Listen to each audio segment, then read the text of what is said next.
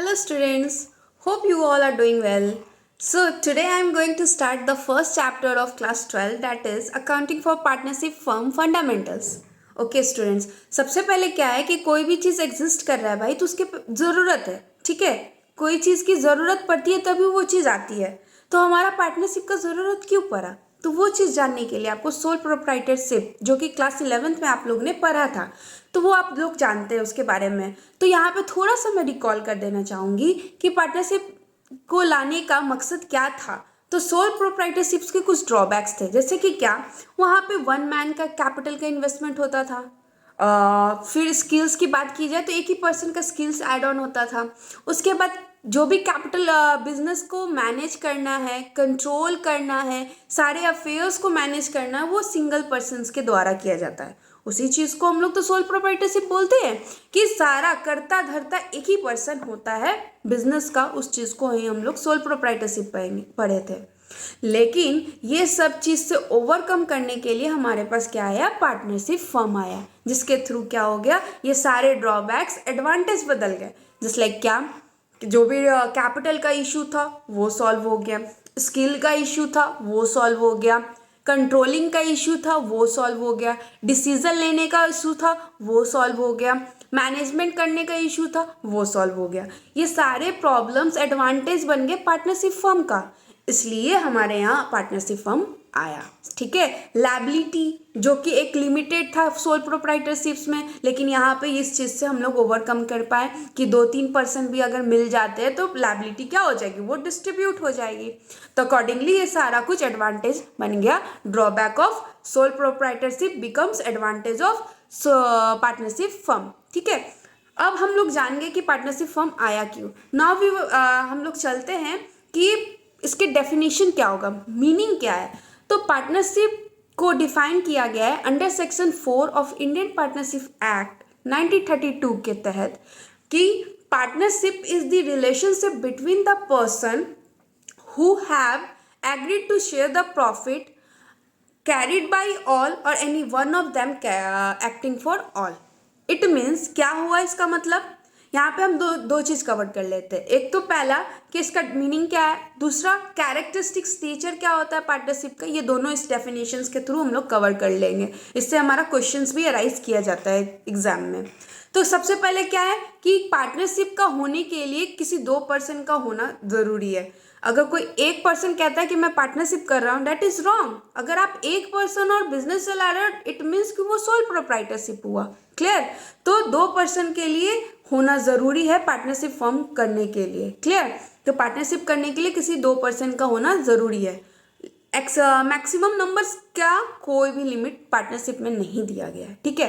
लेकिन Indian company act 1956 के तहत कुछ रिस्ट्रिक्शन डाली गई है, जैसे कि लाइक आप बैंकिंग का बिजनेस कर रहे हो तो 10 मैक्सिमम है, 10 मैक्सिमम मेंबर्स हो सकते हैं, और अगर कोई अदर बिजनेस है तो 20 हो सकता है। क्लियर। 20% उसमें रह सकता है। नेक्स्ट क्या है कि ये मोटो क्या है भाई, बिजनेस खोलना है तो जाहिर सी बात है मोटो मेरा प्रॉफिट ही अर्न करना है, तो बिजनेस। और दूसरा क्या है कि लंबे समय तक, लॉन्ग पीरियड तक एग्जिस्ट करना है, सर्वाइव करना है, ठीक है। तो ये नेक्स्ट कैरेक्टरिस्टिक्स हो गया। और क्या किया गया डेफिनेशन में, क्या कहा गया है, कैरिड बाय ऑल या any one of them acting for all. It means ये भी कैरेक्टरिस्टिक्स ही है कि या तो ये बिजनेस को कोई एक पर्सन मिलके चलाए या सारे पर्सन मिल करके इस बिजनेस को रन करे। क्लियर। नेक्स्ट डेफिनेशन क्या है, हर एक पार्टनर एज अ प्रिंसिपल और एजेंट दोनों तरीके से काम करेगा। एजेंट क्यों, क्योंकि वो अदर्स पार्टनर्स को एक्ट्स के थ्रू बाइंड करता है, और प्रिंसिपल इसलिए क्योंकि वो खुद भी हिमसेल्फ भी क्या है, एक्ट्स के थ्रू जो अदर पार्टनर्स है वो भी उनको क्या करता है, वो खुद भी बाइंडेड होता है एक्ट्स के थ्रू। क्लियर। उसके बाद मोस्ट इंपॉर्टेंट क्या है, एग्रीमेंट। एग्रीमेंट क्या है भैया, तो पार्टनरशिप का रिजल्ट ही होता है एग्रीमेंट। पार्टनरशिप का रिजल्ट ही होता है एग्रीमेंट, और ये रिटन भी हो सकता है और ओरल भी हो सकता है। जस्ट लाइक हमने HUF that is Hindu undivided family में पढ़ा था कि वो कम आता है ऑपरेशन बाय लॉ के तहत, ठीक है। लेकिन पार्टनरशिप में ऐसा कुछ नहीं है। क्लियर। तो ये रिटन ओरल दोनों हो सकता है। क्लियर। तो ये सारा नेचर्स और आपका डेफिनेशन हो गया पार्टनरशिप का। Next partnership date. क्लियर। तो पार्टनरशिप डीड क्या होता है बाबू, तो पार्टनरशिप डीड कहने का मतलब है कि जो आपने अभी एग्रीमेंट के बारे में बताया मैंने कि पार्टनरशिप का रिजल्ट ही क्या है? एग्रीमेंट। तो एग्रीमेंट रिटन भी हो सकता है, ओरल भी हो सकता है। अब एग्रीमेंट में हम लोग क्या लिखते हैं? तो एग्रीमेंट में हम लोग सारा टर्म्स और कंडीशंस लिखते हैं जो भी बिजनेस का होगा, जो भी बिजनेस के टर्म एंड कंडीशंस होंगे that will be written in the agreement. और वैसे डॉक्यूमेंट को ही तो हम लोग क्या बोल देते हैं? पार्टनरशिप डीड बोल देते हैं। और इसमें हम लोग क्या बोल सकते हैं? Article of partnership. जो भी आर्टिकल ऑफ पार्टनरशिप में आएगा, जस्ट लाइक व्हाट, कि बिजनेस का नाम क्या होगा, बिजनेस का लोकेशन क्या होगा, बिजनेस का कि बिजनेस के कितने पार्टनर्स रहेंगे, बिजनेस कितने लंबे समय तक चलेगा, बिजनेस किस चीज़ का होगा, अगर बिजनेस में कोई डिस्प्यूट्स हो जाती है तो उसको कैसे सॉल्व करेंगे, बिजनेस का गुडविल को किस मेथड से निकालेंगे, तो बहुत प्रॉफिट को किस तरीके से डिस्ट्रीब्यूट करेंगे, कौन सा रेशियो में डिस्ट्रीब्यूट्स करेंगे, ड्राइंग का इंटरेस्ट लेना भी है कि नहीं लेना, लेना भी है तो कौन सा इंटरेस्ट परसेंटेज होगा, इंटरेस्ट ऑन कैपिटल का क्या परसेंटेज होगा। तो जितने भी टर्म्स एंड कंडीशंस है उस डीड में मेंशन होगा, इसलिए उस चीज़ को हम लोग पार्टनरशिप डीड बोलते हैं। और ये बहुत ही ज़्यादा इंपॉर्टेंट क्वेश्चन है, स्पेशली बोर्ड्स एग्जाम में, बिहार बोर्ड में पूछे जाते हैं ये क्वेश्चन, ठीक है। तो ये सारा कुछ हो गया आपका पार्टनरशिप डीड का। अब इसका इंपॉर्टेंस क्या है, क्यों बनाते हैं? तो इंपॉर्टेंस की बात की तो सबसे पहले मान लो अगर मिसअंडरस्टैंडिंग हो जाए फ्यूचर में पार्टनर्स के बीच में, तो हम खोल के देख लेंगे भाई कैसे क्या सॉल्व करना है। किसी भी अगर रेट ऑफ इंटरेस्ट को लेकर के हो जाए तो हम लोग देख लेंगे कि क्या हमारे डीड में मेंशन है, उसके अकॉर्डिंगली सॉल्व कर लेंगे।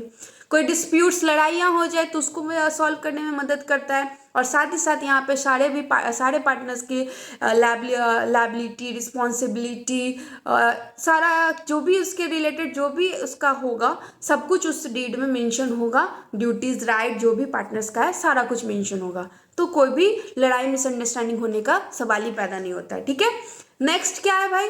तो नेक्स्ट आपका है कि हम लोग चलते हैं कि अगर मान लो पार्टनरशिप डीड एब्सेंट है, तो एब्सेंट है तो सिर्फ एक आपके क्वेश्चन में एब्सेंट है, पार्टनरशिप डीड साइलेंट है, तो ना ही हमको इंटरेस्ट ऑन कैपिटल देना है, ना ही हमको सैलरी देना है, ना ही हमें कमीशन देना है, क्लियर, ना ही इंटरेस्ट ऑन ड्राइंग देना है। मगर इंटरेस्ट ऑन लोन हम लोग देते हैं debt at the rate of 6% per annum. 6% per annum के तहत हम लोग को क्या करना होता है? इंटरेस्ट ऑन लोन पार्टनर्स को देना होता है, क्लियर। अब हम लोग चलते हैं कि आपने क्लास 11 पे फाइनेंशियल स्टेटमेंट में पढ़ा था ट्रेडिंग एंड पीएल अकाउंट बनाना। वहाँ से पीएल अकाउंट से आप लोग नेट प्रॉफिट लाते थे, तो वो नेट प्रॉफिट अब क्या करना है कि अगर पार्टनरशिप फर्म है तो आप प्रॉफिट डिस्ट्रीब्यूट करोगे पार्टनर्स में, तो उसके लिए एक सेपरेट अकाउंट हम लोग बनाते हैं, that is P&L appropriation account, profit and loss appropriation account. इसमें क्या करते हैं हम लोग, तो जो भी हम लोग को पार्टनर्स को देना होता है वो हम लोग क्या करते हैं? PLN एप्रोप्रिएशन अकाउंट्स के डेबिट साइड लिख देते हैं, और जो भी हमको पार्टनर से लेना होता है उसको हम लोग PLN एप्रोप्रिएशन अकाउंट के क्रेडिट साइड लिख देते हैं। Just like interest on drawing, आपको क्या करना है? पार्टनर से लेना है तो हम लोग क्या कर देंगे? क्रेडिट साइड लिख देंगे। और हमको क्या देना होता है? इंटरेस्ट ऑन कैपिटल देना होता है, रिजर्व देना होता है, कमीशंस देना होता है, सैलरी देना होता है। तो जो पार्टनर्स को देना है उसको डेबिट साइड कर देंगे, और बाकी बैलेंसिंग फिगर जो आएगा that will be the net profit, जो कि आप ट्रांसफर करोगे उसके कैपिटल अकाउंट्स में, clear. Now we will move to the journal entry in the my next video, and so let's take care and bye bye.